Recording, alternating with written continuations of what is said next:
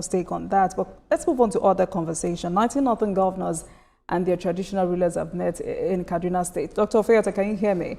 The governors have announced the creation of a regional security trust fund under the new arrangement.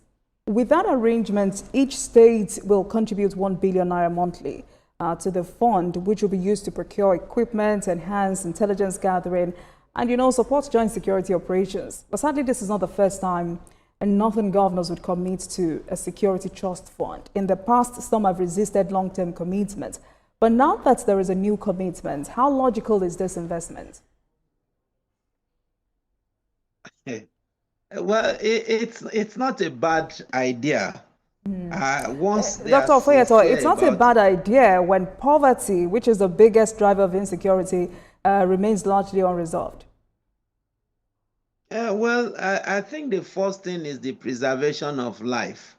If the life itself is extinct, whether it's poor or it's rich, becomes irrelevant. Security, then of course, yes, I agree with you that sustenance is of utmost paramount. 1 billion naira in a month, that is 19 billion. What I will tell you emphatically is that they will not be able to sustain it. It is just, plain to the gallery.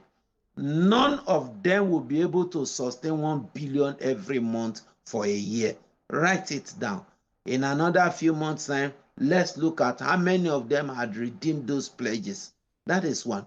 And then secondly, too, is let us assume without conceding that they are able to raise 19 billion every month. What will that money be used for? Now, at the end of the day, it will also become a product of EFCC. So if the northern governors are really serious about what we are talking about, what I expect them to do is to key into the agenda and the program of, the federal government as far as security is concerned, work with established security agencies. Even let's assume they have such money. The money should be executed in a manner that it helps security agencies and also help their own security in their state. Don't forget that this set of people we are talking about, they have not been faithful when it comes to the war against terrorism in this country. Most of the people that shout about killing and maiming and all those are southerners, even though that it has not even gotten to the south as such. But it is the southerners that are shouting about the killing of the northerners there. What are the governors in the north been doing? How emphatic have they been when it comes to the shout against terrorism? Religion, politics, ethnicity, and nepotism have done what blinded their eyes about what was happening. Once it's not coming to their domain and it's not affecting their children, it's not affecting, their political career, they are definitely about it. If not the fact that Donald Trump is saying that attend to terrorism, if you don't attend to terrorism, then we would have to step in. Will they have been able to gather together to say they are donating 1 billion every month?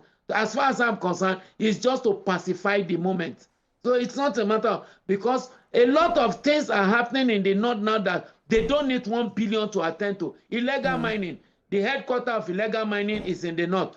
I don't want to mention nationals now, but you and I know all the nationals that are going to the north there to harness all the mineral resources, lithium, just name them. And unfortunately and painfully too, they will use our own security men as their VIP protector to go to those mining sites to and fro. Some of the governors, some of the top military officers, some of the executives in all these states are involved. And these are some of the reasons for security breaches in the north as a whole. So if they are talking about fighting terrorism and criminality in the north, the first thing first is the political will for them to do it, not this idea of contributing money. From each of their states, they have power to do certain things. To what extent have they been able to? There are mining sites that should be closed. I have advocated today that federal government should take over all the mining sites in the country, because the mining site is one of the major catalysts for criminality, for terrorism in this country. And if government did not step in immediately, Democratic Republic of Congo will be a child's play, because Nigeria has 23 solid mineral resources at commercial quantity. And when we are talking about America, that we are talking about has 24 solid mineral resources at commercial quantity. And look at what is happening in America. Relatively peaceful. America is about 2 times our population. All right. So Thank you, if we Dr. have Ofoyetan. this much mineral resources, for goodness sake, we should be able to look inward. Yes.